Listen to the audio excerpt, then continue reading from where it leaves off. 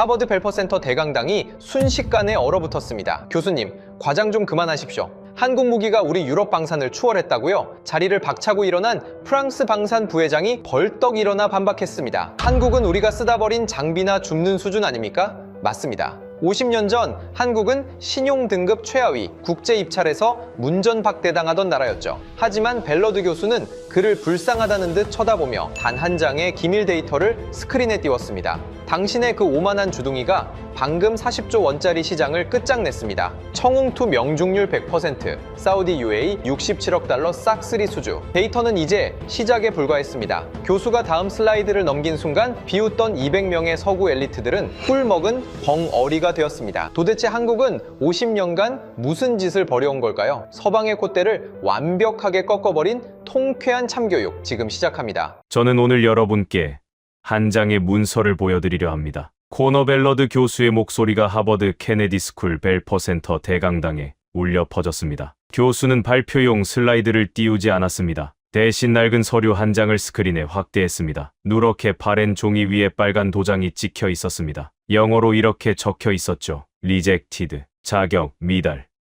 교수는 청중을 천천히 둘러보았습니다. 이건 1970년대 사우디아라비아 주베일 산업항 국제 입찰 당시 한 나라에게 돌아온 답변입니다. 어느 나라인지 맞춰보시겠습니까? 프랑스 방산수출협의회 부회장 질 드모랭이 팔짱을 끼며 대답했습니다. 아프리카 어딘가 아닙니까?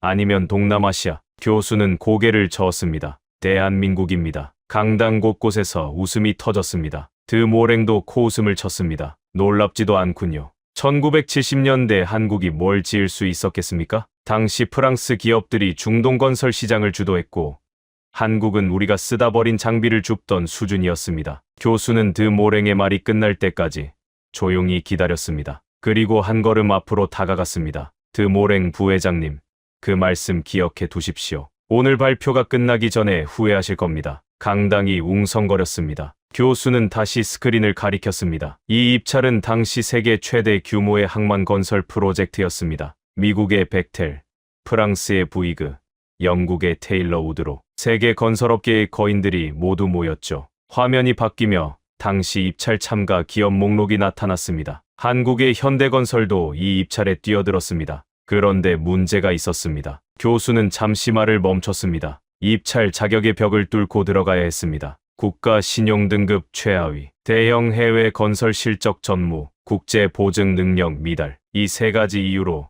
자격 심사부터 가로막혔습니다. 영국 외교부 에너지 안보국 선임 고문 에드워드 헤이스팅스가 끼어들었습니다. 당연한 절차 아닙니까?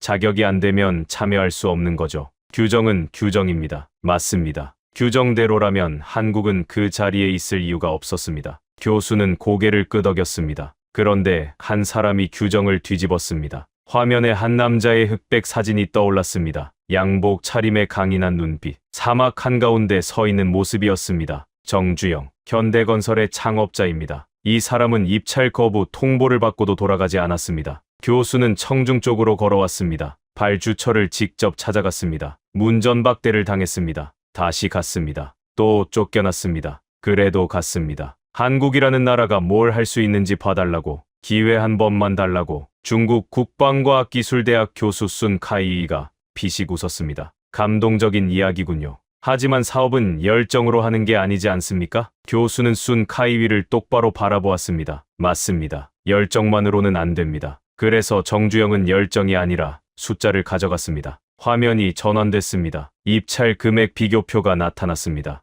2위 업체보다 3억 달러가 낮았습니다. 당시 한국 정부 연간 예산의 4분의 1에 해당하는 9억 6천만 달러. 현대건설은 그 금액으로 입찰했습니다. 강당이 조용해졌습니다. 국가 예산의 4분의 1을 단 하나의 공사에 걸었다는 뜻입니다. 실패하면 기업만 무너지는 게 아닙니다. 나라 경제가 흔들리는 겁니다. 킹스가 눈살을 찌푸렸습니다. 무모하군요. 무모했습니다. 교수가 즉시 동의했습니다. 하지만 결과를 말씀드리겠습니다. 화면에 거대한 항만 시설의 항공 사진이 떠올랐습니다. 사막 한가운데 바다를 향해 뻗어나간 상상을 초월하는 규모의 산업 단지였습니다. 현대건설이 수주했습니다. 세계 최대 규모의 산업항, 주베일 항만공사를 입찰 자격조차 없다고 쫓겨났던 그 나라의 기업이 드모랭의 표정이 살짝 굳었습니다. 하지만 수준은 시작일 뿐입니다. 교수는 의미심장하게 말을 이었습니다. 진짜 문제는 그 다음이었습니다. 이 공사를 실제로 해내야 했으니까요.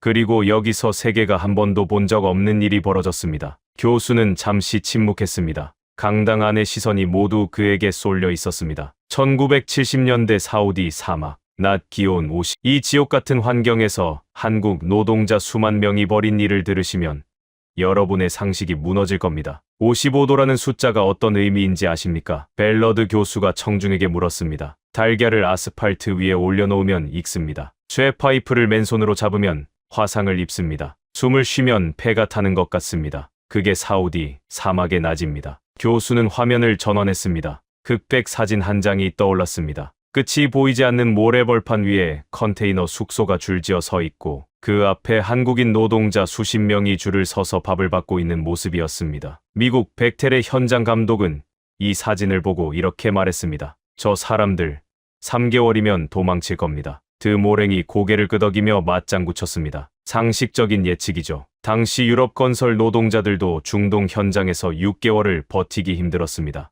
그런데 한국 노동자들은 도망치지 않았습니다. 교수가 단호하게 말했습니다. 오히려 뉴욕타임스 기자가 현장을 취재하고 이런 기사를 썼습니다. 화면에 뉴욕타임스 기사 제목이 떠올랐습니다. 하루 14시간, 주 7일 근무, 자체 식당, 숙소, 의료실, 영화 상영관까지 갖춘 자급자족형 캠프. 기자는 이들을 중군사적 기계 같은 집단이라고 표현했습니다. 헤이스팅스가 미간을 찌푸리며 끼어들었습니다. 14시간 7일이면 사실상 강제 노동 아닙니까? 인권 문제로 볼 수도 있습니다. 교수는 고개를 돌려 헤이스팅스를 바라보았습니다. 헤이스팅스 씨, 당시 영국 기업들은 중동 현장에서 금요일 오후 4시에 퇴근했습니다. 그게 규정이었죠. 한국 노동자들에게는 퇴근이라는 개념이 없었습니다. 왜요? 공기가 전부였으니까요. 교수는 잠시 말을 멈추고 숨을 고른 뒤 말을 이었습니다. 여러분, 이 사람들이 누군지 아셔야 합니다. 엔지니어가 아닙니다. 경력직, 기술자도 아닙니다. 대부분이 농촌 출신이었습니다. 논밭에서 소를 끌던 손으로 철근을 잡은 겁니다. 집에 가족을 두고 1년 계약으로 사막에 온 사람들이었습니다. 강당이 조용해졌습니다. 이 사람들이 한국에서 외국인 노동자로 들어간 겁니다. 별 볼 일 없는 나라, 잘 모르는 나라에서 온 사람들, 맨 땅에 헤딩하듯 들어갔습니다. 몸뚱아리 하나, 돈 벌어야 된다는 절박함, 그것만 들고 교수는 다음 사진을 띄웠습니다. 어두운 사막을 거대한 조명탑이 대낮처럼 밝히고 있고 그 아래에서 수백 명의 노동자들이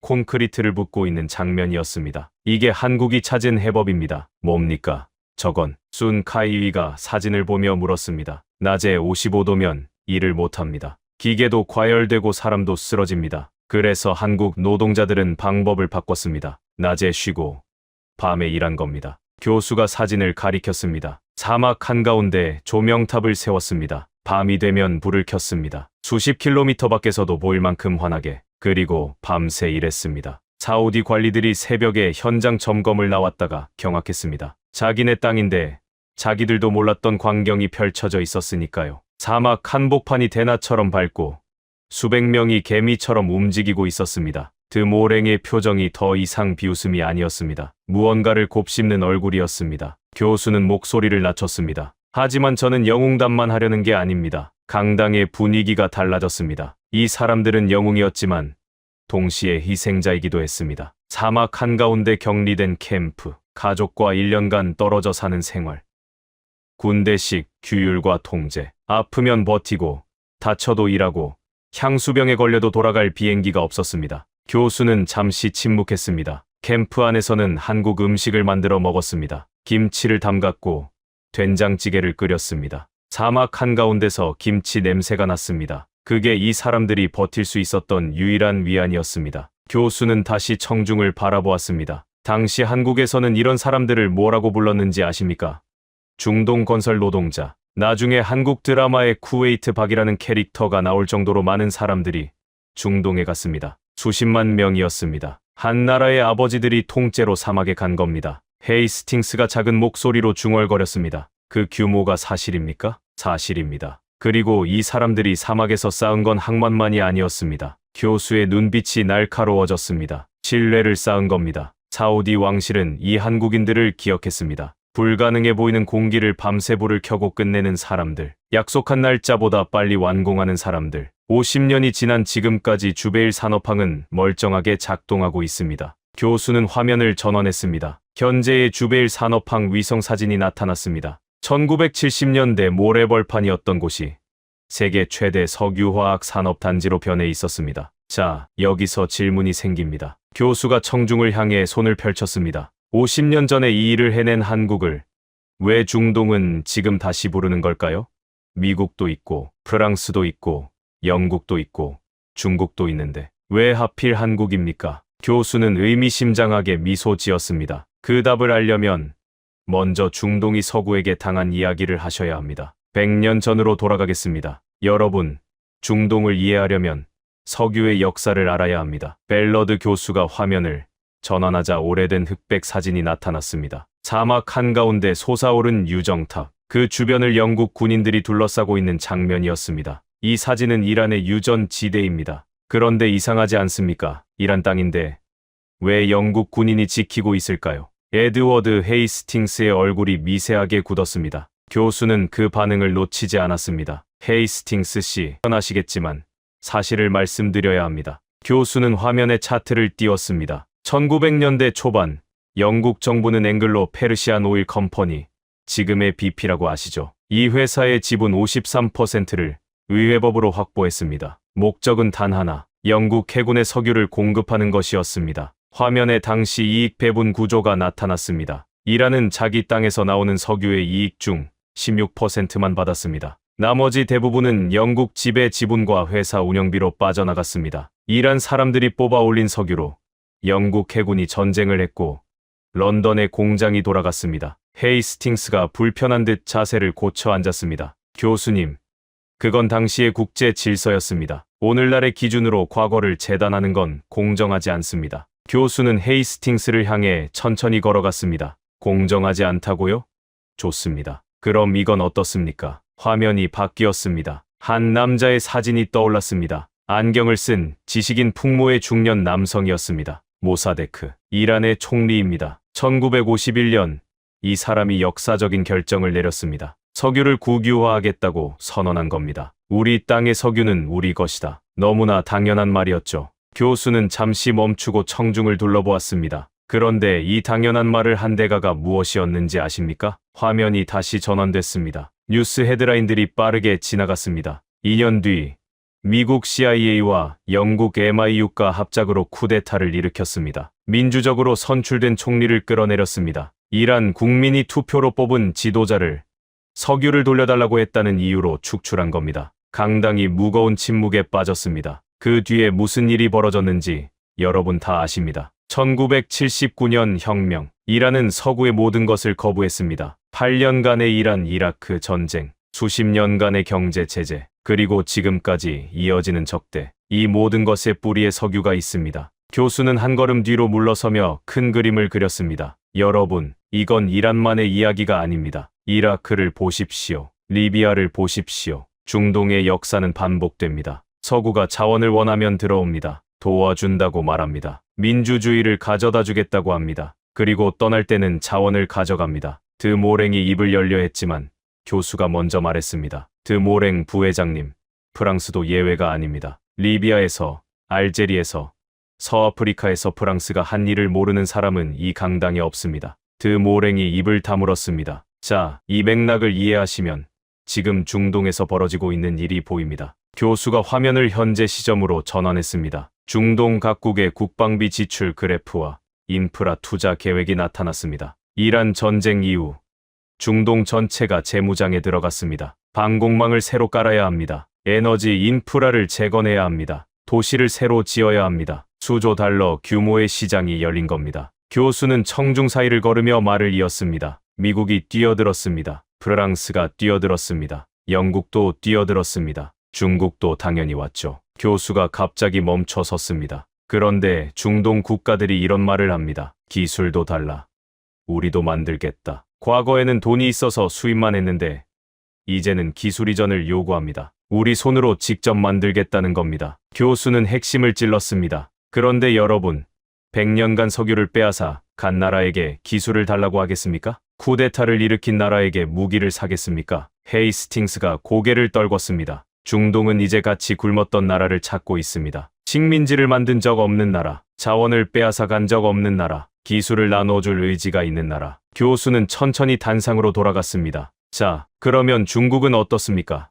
중국도 서구가 아닙니다. 중국도 제국주의의 피해자였고 가격도 쌉니다. 중동에 적극적으로 무기를 팔고 있죠. 순 카이위가 자세를 바로 하며 교수를 바라보았습니다. 그런데 중동이 중국 무기에 등을 돌리기 시작했습니다. 왜인지 아십니까? 교수는 순 카이위를 바라보며 말했습니다. 브로셔에 적힌 숫자와 실전에서 나오는 숫자는 다릅니다. 이위가 자리에서 일어났습니다. 교수님, 잠깐만요. 중국은 세계 4위 방산 수출국입니다. 가격 대비 성능은 서구를 능가합니다. 중동 국가들이 중국 무기를 외면한다는 건 사실과 다릅니다. 벨러드 교수는 고개를 끄덕였습니다. 순 교수님, 브로셔 기준으로는 맞습니다. 교수는 화면에 중국산 방공 시스템의 카탈로그 스펙을 띄웠습니다. 레이더 탐지 거리, 동시 추적 목표 수, 요격 확률, 숫자만 보면 미국 패트리어트에 버금가는 성능이었습니다. 이 숫자들 훌륭합니다. 종이 위에서는요.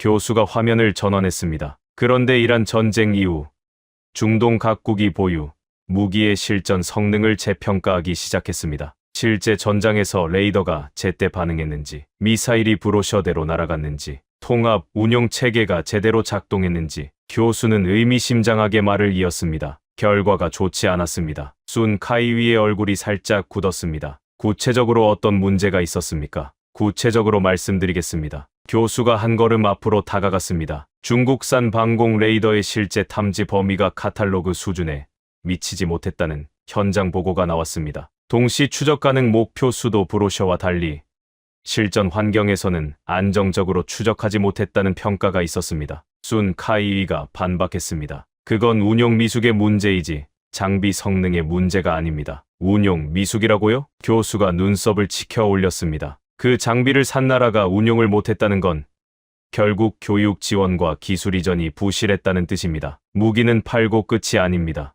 쓸 수 있게 만들어줘야 합니다. 순 카이위가 입을 다물었습니다. 이때 드 모랭이 끼어들었습니다. 그렇다면 프랑스의 삼프티 방공 시스템은 어떻습니까? 나토 표준으로 검증됐고 실전 운용 경험도 풍부합니다. 한국보다 낫지 않습니까? 교수는 드 모랭을 향해 천천히 걸어갔습니다. 드 모랭 부회장님, 질문을 3개만 드리겠습니다. 교수가 손가락을 하나 펼쳤습니다. 첫째, 가격. 프랑스 삼프티 한 포대 가격이 얼마입니까? 드 모랭이 대답하지 않았습니다. 한국 천궁이의 2배에서 3배입니다. 두 번째, 손가락을 펼쳤습니다. 둘째, 납기. 프랑스가 삼프티를 수주하고 인도까지 걸리는 시간은 평균 몇 년입니까? 드 모랭이 여전히 침묵했습니다. 3년에서 5년입니다. 한국은 절반 안에 끝냅니다. 세 번째, 손가락이 펼쳐졌습니다. 셋째, 기술 이전. 프랑스가 무기를 팔면서 핵심 기술까지 넘겨줍니까? 드 모랭이 입술을 깨물었습니다. 아닙니다. 프랑스도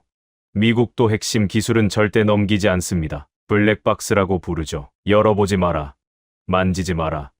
고장나면 우리한테 보내라. 그게 서구 무기의 조건입니다. 교수는 화면을 전환했습니다. 워싱턴 연구소의 분석 보고서 요약이 나타났습니다. 워싱턴 연구소 분석을 보시죠. 중동 국가들이 무기 공급처를 선택할 때 지금 가장 중요하게 보는 기준이 뭡니까? 화면에 4가지 키워드가 나열됐습니다. 기술 이전, 현지 생산, 정치적 유연성, 경쟁력 있는 가격. 미국 무기를 사려면 의회 승인이 필요합니다. 2년이 걸릴 수도 있습니다. 프랑스 무기는 나토 정치 구조에 묶여 있습니다. 중국 무기는 싸지만 실전에서 성능이 의문입니다. 교수가 청중을 향해 손을 펼쳤습니다. 그런데 이 4가지 조건을 전부 충족하는 나라가 하나 있습니다. 강당이 조용해졌습니다. 기술 이전에 적극적입니다. 현지 생산을 도와줍니다. 미국처럼 정치적 조건을 달지 않습니다. 가격은 서구의 절반입니다. 교수는 잠시 멈췄습니다. 그리고 결정적으로 이 나라의 무기는 실전에서 검증됐습니다.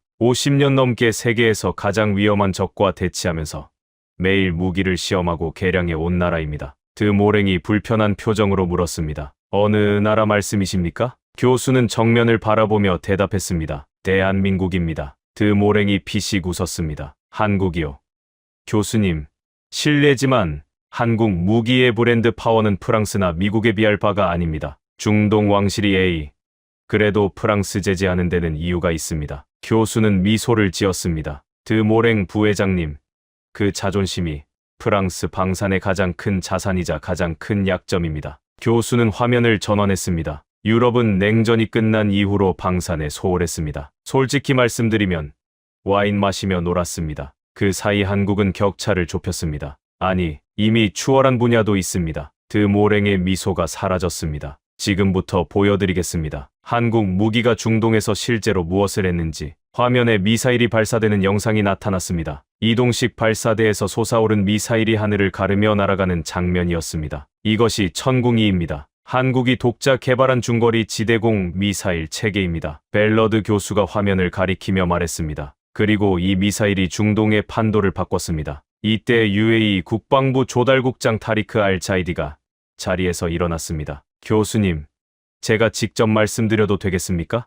교수가 손짓으로 발언을 권했습니다. 저는 UAE의 천궁이 도입 과정에 직접 참여했습니다. 35억 달러 규모였습니다. 한국 역사상 단일 최대 방산 수출 계약이었죠. 강당이 웅성거렸습니다. 35억 달러, 한화로 약 4조 7천억 원이었습니다. 왜 미국 패트리어트를 안 사고 한국 천궁을 샀느냐? 다들 그걸 궁금해하시죠. 알 자이디가 청중을 둘러보았습니다. 이유는 간단합니다. 미국 무기를 사려면 의회 승인이 필요합니다. 서류를 넣고 로비를 하고 2년을 기다려야 합니다. 그리고 승인이 나와도 조건이 붙습니다. 이 나라에는 쓰지 마라. 저 나라와는 연동하지 마라. 그는 고개를 저었습니다. 한국은 달랐습니다. 우리가 필요하다고 하면 6개월 안에 협상을 마쳤습니다. 기술 이전도 해줬습니다. 우리 기술자가 직접 유지보수를 할 수 있게 교육도 시켜줬습니다. 끈이 없었습니다. 드모랭이 참지 못하고 끼어들었습니다. 가격이 싸니까 산 거 아닙니까? 중동은 결국 돈 계산을 하는 겁니다. 알 자이디가 드모랭을 똑바로 바라보았습니다. 드모랭 부회장님,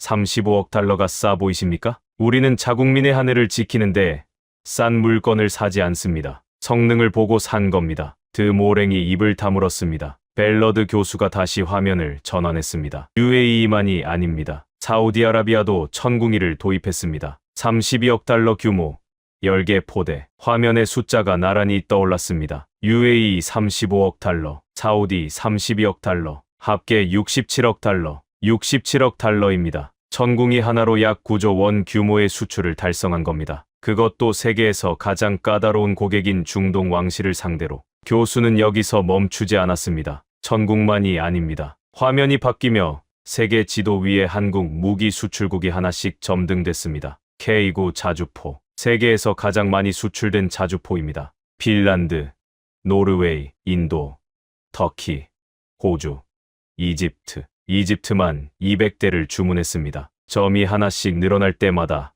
강당의 분위기가 달라졌습니다. 이때 폴란드 국방부 차관보 마르타 코발스카가 손을 들었습니다. 제가 한 가지 보태겠습니다. 코발스카가 자리에서 일어났습니다. 폴란드는 한국으로부터 K 전차 1000대, FA-50 경공격기 48대를 도입하고 있습니다. 폴란드 육군과 공군을 한국 무기로 재무장하는 중입니다. 강당에서 탄성이 흘러나왔습니다. 왜 독일 레오파드가 아니라 한국 K를 선택했느냐고요? 코발스카가 드모랭을 힐끗 보며 말했습니다. 독일에 문의했더니 3년 뒤에나 생산 가능하다고 했습니다. 한국은 당장 줄 수 있다고 했습니다. 전쟁은 기다려주지 않습니다. 드모랭의 얼굴이 점점 더 굳어지고 있었습니다. 프랑스뿐 아니라 유럽 전체의 방산 경쟁력이 도마 위에 오르고 있었기 때문입니다. 벨러드 교수가 마무리했습니다. 여러분, 한국은 50년간 북한과 대치하면서 매일 무기를 시험했습니다. 유럽이 냉전 끝나고 군비를 줄이는 동안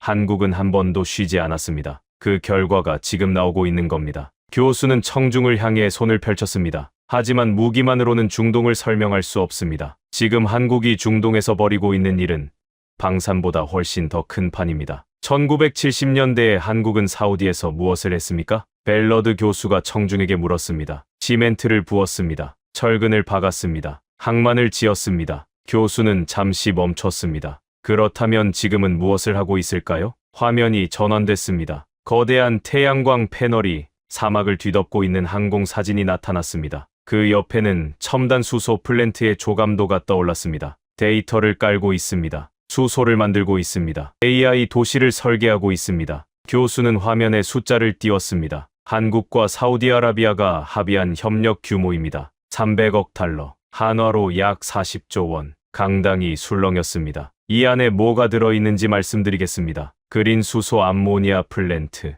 연간 120만 톤 생산 목표입니다. 재생에너지 인프라, 스마트 시티 건설, 그리고 방산 협력 확대. 교수는 손가락으로 항목을 짚었습니다. 50년 전에는 항만 하나에 9억 6천만 달러였습니다. 지금은 300억 달러입니다. 규모가 30배 넘게 커진 겁니다. 그런데 더 중요한 건 규모가 아닙니다. 교수가 청중을 바라보았습니다. 내용이 완전히 달라졌습니다. 50년 전에는 몸으로 지었습니다. 지금은 두뇌로 짓습니다. 화면이 다시 바뀌었습니다. UAE의 첨단 데이터 센터 조감도가 나타났습니다. 사우디만이 아닙니다. UAE와 한국이 추진 중인 프로젝트를 보시죠. 스타게이트 AI 데이터 캠퍼스. 이름부터 규모가 느껴지시죠? 교수가 설명을 이었습니다. 이 연산 인프라, 전력망, 구축, 원전, 가스, 재생에너지 기반의 전력 공급 체계, 그리고 데이터 연구 협력까지. 이 모든 걸 한국과 함께 하겠다는 겁니다. 순 카이위가 손을 들었습니다.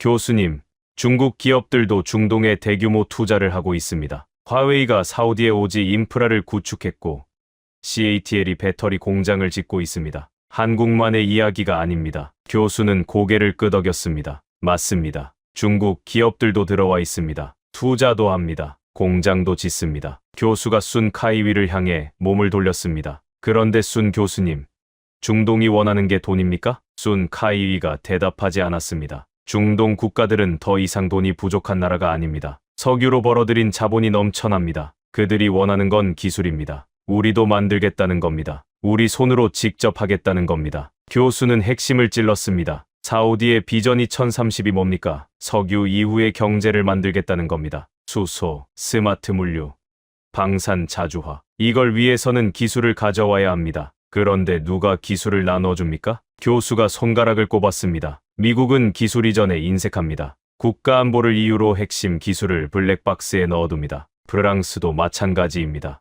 중국은 기술을 주는 것 같지만 결국 중국 플랫폼에 종속시킵니다. 화웨이 오지를 쓰면 화웨이 생태계에서 빠져나올 수 없습니다. 교수는 청중을 둘러보았습니다. 한국은 다릅니다. 기술을 이전합니다. 현지 인력을 교육합니다. 합작 법인을 세워서 함께 운영합니다. 왜냐하면 한국도 그렇게 성장했기 때문입니다. 아무것도 없던 시절 기술을 배워서 스스로 만들어냈던 경험이 있으니까요. 알차이디가 조용히 고개를 끄덕였습니다. 사우디 정부 관계자가 제게 이런 말을 한 적이 있습니다. 알차이디가 입을 열었습니다. 미국은 물고기를 팔고 한국은 낚시를 가르쳐준다. 강당 곳곳에서 고개를 끄덕이는 움직임이 보였습니다. 벨러드 교수가 정리했습니다. 50년 전에 한국은 항만을 지었습니다. 몸으로. 지금은 AI 도시를 짓고 있습니다. 두뇌로. 바뀐 것은 도구입니다. 바뀌지 않은 것은 태도입니다. 현장에 가서 직접 하겠다는 태도, 기술을 나누겠다는 태도. 교수는 화면을 전환했습니다. 사막 한가운데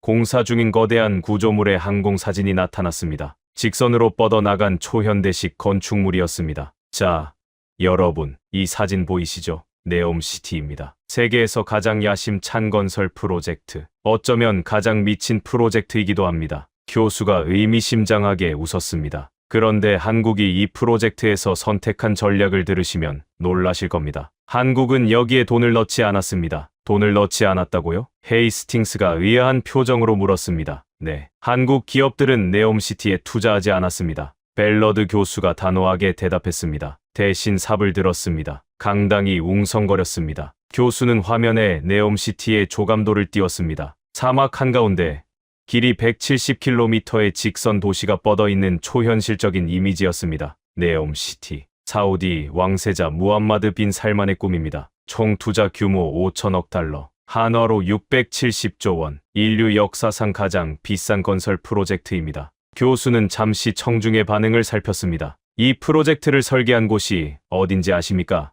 맥킨지 컨설팅입니다. 교수가 의미심장하게 말을 이었습니다. 맥킨지는 안 된다는 말을 하지 않는 회사입니다. 고객이 달에 호텔을 짓자고 하면 달 호텔 설계도를 그려주는 곳이죠. 사우디 왕세자가 사막의 미래 도시를 만들겠다고 했을 때 맥킨지는 공상과학 수준의 설계도를 내놨습니다. 교수가 화면을 전환했습니다. 네옴시티 프로젝트의 축소 경과를 보여주는 타임라인이 나타났습니다. 그런데 현실은 달랐습니다. 교수가 타임라인을 짚었습니다. 초기 계획에서 사업 규모가 계속 줄어들고 있습니다. 동계 아시안게임 유치에도 실패했습니다. 진척이 너무 느렸기 때문이죠. 천문학적 비용 문제가 발목을 잡았고 전 세계 투자자들이 돈을 넣었다가 뺐습니다. 드모랭이 끼어들었습니다. 그러니까 실패한 프로젝트 아닙니까? 한국이 거기에 투자하지 않은 건 현명한 판단이라고 볼 수도 있겠군요. 현명한 판단이라. 교수가 드모랭의 말을 되풀이했습니다. 맞습니다. 정확히 그겁니다.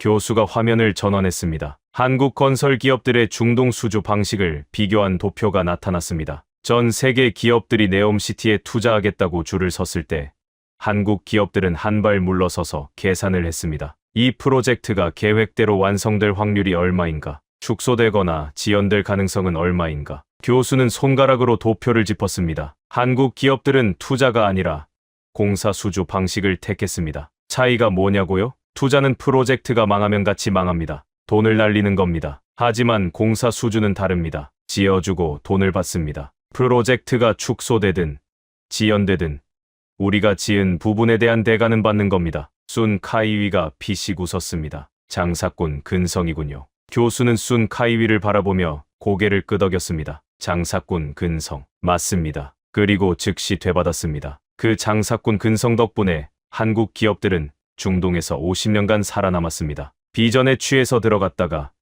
빈손으로 나간 기업이 얼마나 많은지 아십니까? 순 카이위의 웃음이 사라졌습니다. 헤이스팅스가 조용히 입을 열었습니다. 영리하군요. 하지만 그건 비전이 아니라 그저 돈벌이 아닙니까? 한국은 중동의 미래에 대한 비전이 없는 건가요? 교수가 헤이스팅스를 향해 천천히 걸어갔습니다. 헤이스팅스 씨, 비전이라는 단어를 쓰셨는데요. 교수의 목소리가 낮아졌습니다. 비전을 앞세워 이라크에 들어간 영국은 무엇을 남겼습니까? 민주주의라는 비전으로 리비아에 개입한 나토는 무엇을 남겼습니까? 헤이스팅스의 얼굴이 굳었습니다. 한국은 비전을 내세우지 않았습니다. 대신 항만을 지었습니다. 50년이 지난 지금도 주베일 산업항은 멀쩡하게 작동하고 있습니다. 한국의 비전은 화려한 연설이 아닙니다. 완공된 건물입니다. 작동하는 시설입니다. 약속한 날짜에 끝내는 신뢰입니다. 강당이 조용해졌습니다. 교수는 다시 단상 중앙으로 돌아왔습니다. 환상에 취하지 않고 현실에서 돈을 버는 것.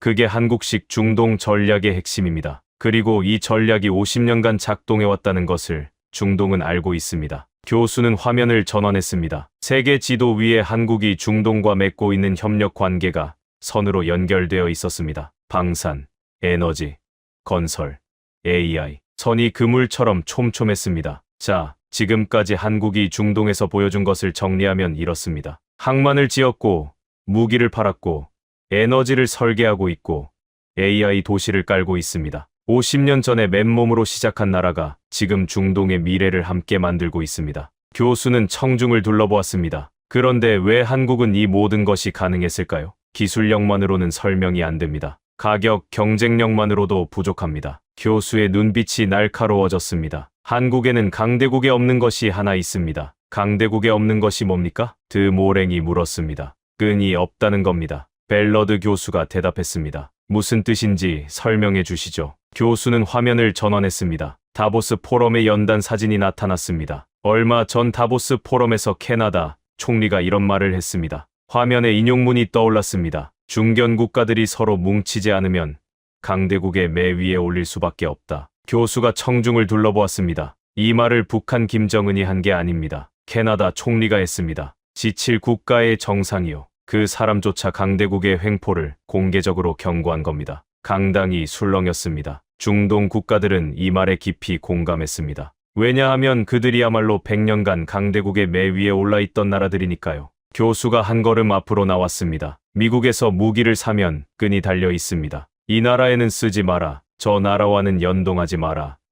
의회 승인 없이는 재수출도 안 된다. 프랑스도 마찬가지입니다. 나토 안보 구조에 묶여 있죠. 중국은 가격이 싸지만 대신 1대1로에 편입됩니다. 빚에 덫에 걸리는 겁니다. 교수가 손가락을 꼽았습니다. 한국에는 이 끈이 없습니다. 한국은 식민지를 만든 적이 없습니다. 자원을 빼앗아 간 적도 없습니다. 군사 동맹을 강요하지 않습니다. 무기를 팔면서 정치적 조건을 달지 않습니다. 알차이디가 고개를 끄덕이며 말했습니다. 그게 우리가 한국을 선택한 가장 큰 이유입니다. 한국은 파트너이지 주인이 아닙니다. 교수는 알차이디의 말을 받아 이었습니다. 이건 단순한 외교 전략이 아닙니다. 한국의 역사에서 나온 겁니다. 화면에 세계 지도가 떠올랐습니다. 한반도가 강조되어 있었고 주변에 미국, 중국, 일본, 러시아의 국기가 배치되어 있었습니다. 한국은 수천 년간 강대국에 둘러싸여 살아온 나라입니다. 그래서 강대국의 끈이 얼마나 무서운지 누구보다 잘 압니다. 매 위에 올라가는 것이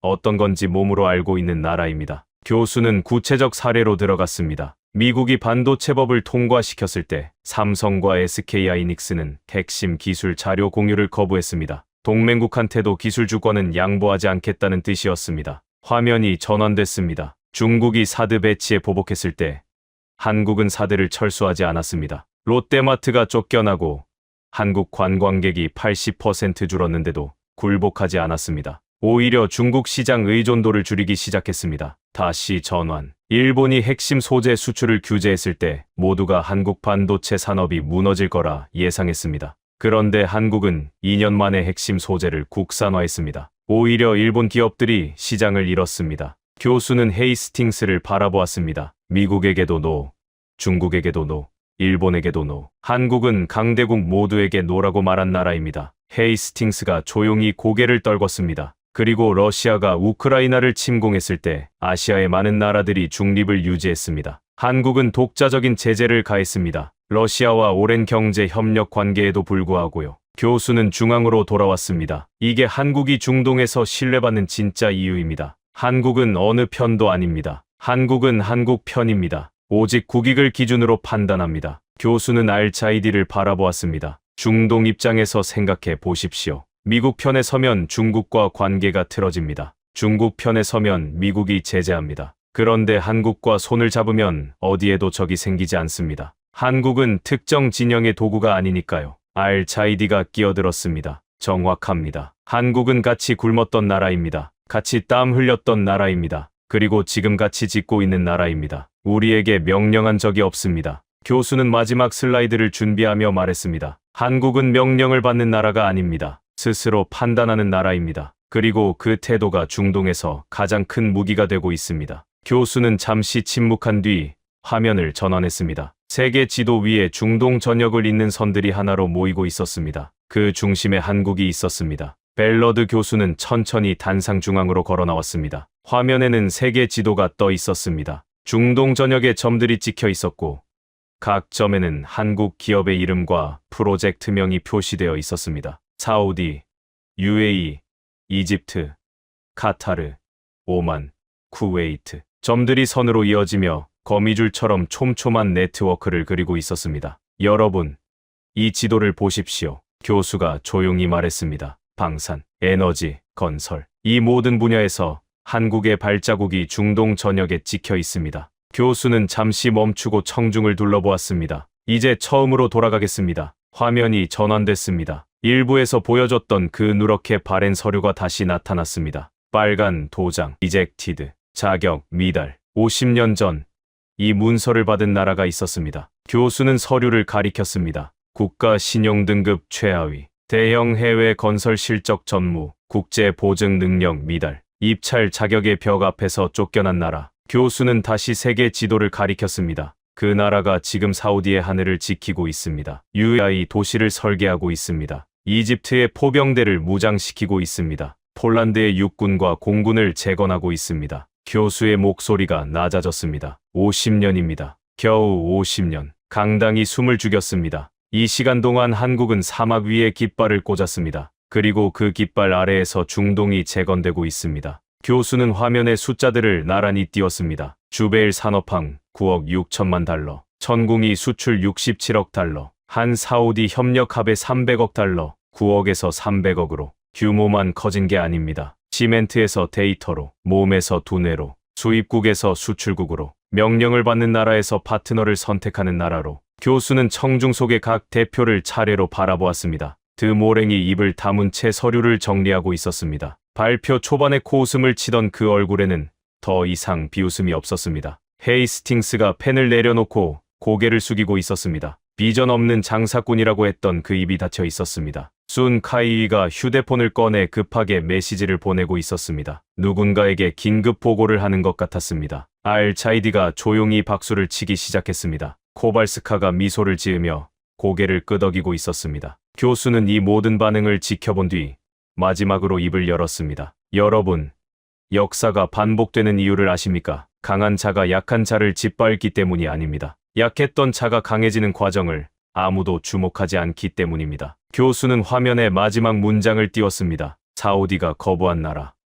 지금 중동의 심장을 쥐고 있습니다. 한국은 침략자가 아닙니다. 건설자입니다. 빼앗는 나라가 아니라 짓는 나라입니다. 그리고 그 차이가 50년 동안 쌓여서 지금의 결과를 만들었습니다. 교수는 마이크를 내려놓기 전 마지막 한마디를 덧붙였습니다. 대한민국. 맨 땅에 헤딩하듯 시작해서 사막의 심장을 쥔 나라입니다. 강당에 무거운 침묵이 내려앉았습니다. 그리고 박수가 터졌습니다. 알차이디부터 시작된 박수가 코발스카에게 그리고 강당 전체로 퍼져나갔습니다. 드모랭은 박수를 치지 않았습니다. 하지만 자리에서 일어나지도 않았습니다. 굳은 표정으로 단상을 바라보고 있었습니다. 순 카이위는 이미 통화 중이었습니다. 작은 목소리로 빠르게 중국어를 쏟아내고 있었습니다. 헤이스팅스는 조용히 자리에 앉아 메모를 들여다보고 있었습니다. 그의 메모장에는 한국이라는 단어의 밑줄이 그어져 있었습니다. 벨러드 교수가 단상에서 내려왔습니다. 기자들이 몰려들었지만 교수는 차분히 손을 들어 제지했습니다. 더 이상의 질문은 받지 않겠습니다. 앞으로 중동에서 무슨 일이 벌어지는지 여러분이 직접 지켜보시면 됩니다. 강당을 나서는 교수의 뒷모습을 모든 참석자들이 바라보았습니다. 그날 하버드 벨퍼 센터에서는 중동 질서에 대한 새로운 시각이 제시되었고 그 중심에는 50년 전 입찰장에서 쫓겨났던 나라, 대한민국이 있었습니다. 벨러드 교수가 발표한 내용의 핵심을 정리하겠습니다. 한국과 중동의 관계는 1970년대로 거슬러 올라갑니다. 당시 한국의 국가 신용 등급은 최하위였습니다. 국제 입찰장에서 자격의 벽을 뚫고 들어간 나라였습니다. 그런 나라의 기업이 세계 최대 규모의 항만 건설 프로젝트를 수주했습니다. 주베일 산업항 9억 6천만 달러. 당시 한국 정부 예산의 4분의 1에 해당하는 금액이었습니다. 이 공사를 해낸 것은 첨단 장비가 아니었습니다. 수만 명의 한국 노동자들이었습니다. 하루 14시간, 주 7일, 낮에 55도가 넘는 사막에서 밤에 조명탑을 세우고 일했습니다. 뉴욕타임스는 이들을 준군사적 기계 같은 집단이라 표현했습니다. 가족과 1년간 떨어져 사막 합숙소에서 김치를 담가 먹으며 버텼습니다. 한 나라의 아버지들이 통째로 사막에 간 겁니다. 50년이 지난 지금 한국은 다시 중동에 있습니다. 하지만 이번에는 시멘트가 아닙니다. 방산 분야부터 보겠습니다. 한국이 독자 개발한 천궁이 미사일 방어 체계가 UAE에 35억 달러, 사우디에 32억 달러 규모로 수출됐습니다. 합계 67억 달러, 약 9조 원입니다. 세계에서 가장 까다로운 고객인 중동 왕실이 한국 무기를 선택한 겁니다. 미국 패트리어트가 아니라 프랑스 삼프티가 아니라 한국 천궁을 선택했습니다. 이유는 명확했습니다. 가격, 경쟁력, 빠른 납기, 기술이전 의지, 그리고 정치적 끈이 없다는 것. A구 자주포는 핀란드, 노르웨이, 인도,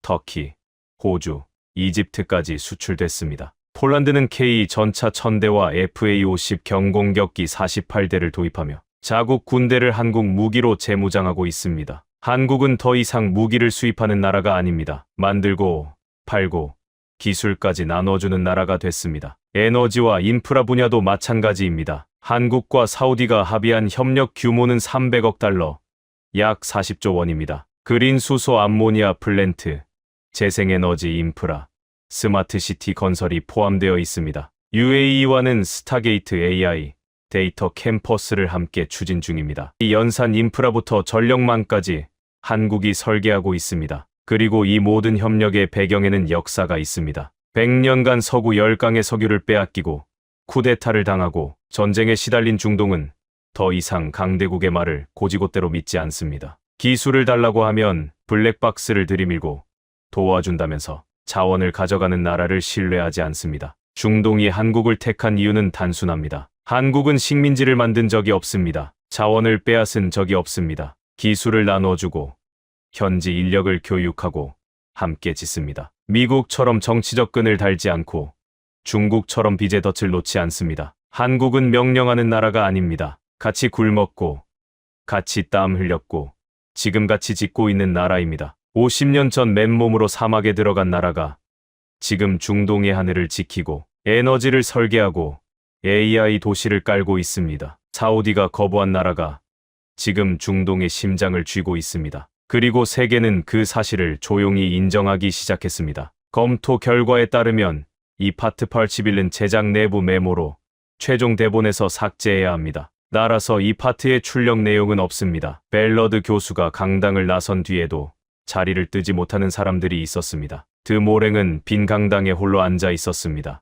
발표 자료를 다시 넘기고 있었습니다. 천궁이 수출 67억 달러, K구 자주포 수출국 목록, 한 사우디 300억 달러 협력, 숫자 하나하나를 손가락으로 짚고 있었습니다. 프랑스 수행원이 다가와 물었습니다. 부회장님, 차가 대기하고 있습니다. 드모랭은 고개를 들지 않았습니다. 1970년대에 우리가 쓰다 버린 장비를 줍던 나라라고 내가 말했지. 네, 그 나라가 지금 우리 고객을 가져가고 있어. 드모랭은 서류를 덮고 자리에서 일어났습니다. 아무 말 없이 강당을 나섰습니다. 복도에서는 헤이스팅스가 런던과 통화 중이었습니다. 아닙니다. 과장이 아닙니다. 직접 들었습니다. 중동 방공 시장에서 한국이 프랑스와 미국을 동시에 밀어내고 있습니다. UAE, 사우디, 이집트, 전부 한국 쪽으로 기울고 있습니다. 전화기 너머에서 무언가를 물었습니다. 대응이요. 지금 당장은 없습니다. 그들이 가격, 납기, 기술 이전을 전부 내걸고 있는데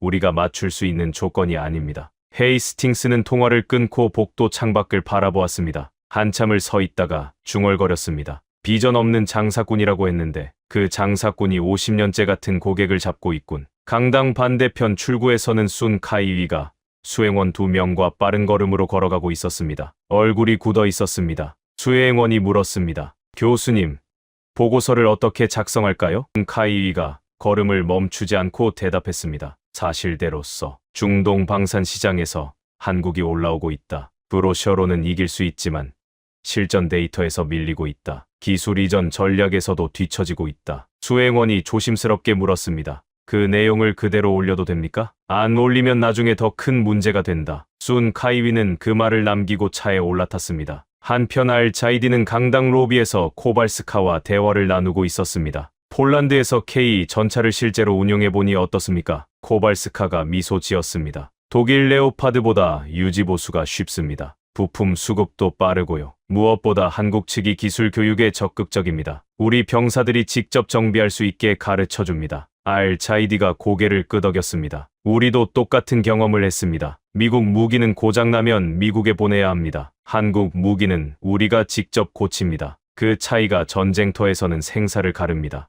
코발스카가 물었습니다. 앞으로 한국과 더 많은 협력을 계획하고 계십니까? 알차이디는 웃었습니다. 계획이 아닙니다. 이미 진행 중입니다. 방산만이 아닙니다. 에너지, 인프라. 한국이 50년 전에 항만을 지으며 쌓은 신뢰가 지금 이 모든 것의 기반입니다. 두 사람은 명함을 교환했습니다. 폴란드와 UAE, 유럽과 중동. 이 두 나라를 이어주는 공통점이 있었습니다. 한국이라는 파트너. 벨러드 교수는 이미 캠퍼스를 빠져나가 택시를 타고 있었습니다. 차 안에서 휴대폰을 확인하니 이미 언론사 인터뷰 요청이 수십 건 쌓여 있었습니다. 교수는 휴대폰을 주머니에 넣고 창밖을 바라보았습니다. 발표 준비를 하면서 1970년대 주베일 사진을 수백 장 봤습니다. 사막 한가운데서 밤새 불을 켜고 일하는 사람들, 김치를 담가 먹으며 버티는 사람들, 가족 사진을 컨테이너 벽에 붙여놓고 잠드는 사람들. 그 사람들이 50년 뒤의 오늘을 상상이나 했을까요? 자기들이 부은 시멘트 위에서 자기 나라의 미사일이 중동의 하늘을 지키고 자기 나라의 기술자들이 도시를 설계하게 될 줄 알았을까요? 교수는 조용히 중얼거렸습니다. 맨 땅에 헤딩하듯 시작한 나라, 대한민국. 택시 창밖으로 보스턴의 가을 하늘이 펼쳐져 있었습니다. 여러분, 지금까지 하버드 벨퍼 센터에서 벌어진 벨러드 교수의 발표를 함께 하셨습니다. 어떠셨습니까? 1970년대 신용등급 최하위, 서류조차 접수가 안 되던 나라였습니다. 수만 명의 아버지들이 가족을 두고 사막으로 갔습니다. 55도 열기 속에서 조명탑을 세우고 컨테이너 벽에 가족 사진을 붙여놓고 잠들었습니다. 그 아버지들이 부은 시멘트 위에서 50년 뒤 9조 원짜리 미사일 계약이 체결됐습니다. 세계에서 가장 까다로운 중동 왕실이 미국도 프랑스도 아닌 한국을 선택한 겁니다. 땀이 신뢰가 됐고, 신뢰가 무기가 됐고, 무기가 동맹이 됐습니다. 이 이야기가 더 많은 분들께 닿아야 한다고 생각하신다면 지금 이 영상을 공유해 주십시오. 여러분의 공유 하나가 사막에서 밤새 불을 켜고 일했던 그 아버지들의 이야기를 세상에 알리는 일이 됩니다. 가슴이 뜨거워지셨다면 댓글에 사막의 불빛이라고 남겨주십시오. 오늘의 이야기는 여기까지입니다. 오늘도 우리 구독자님들의 가정에 따뜻한 행복이 가득하시길 진심으로 바라겠습니다. 긴 영상 끝까지 들어주셔서 정말 감사합니다. 묵묵히 그리고 결국 해냈습니다.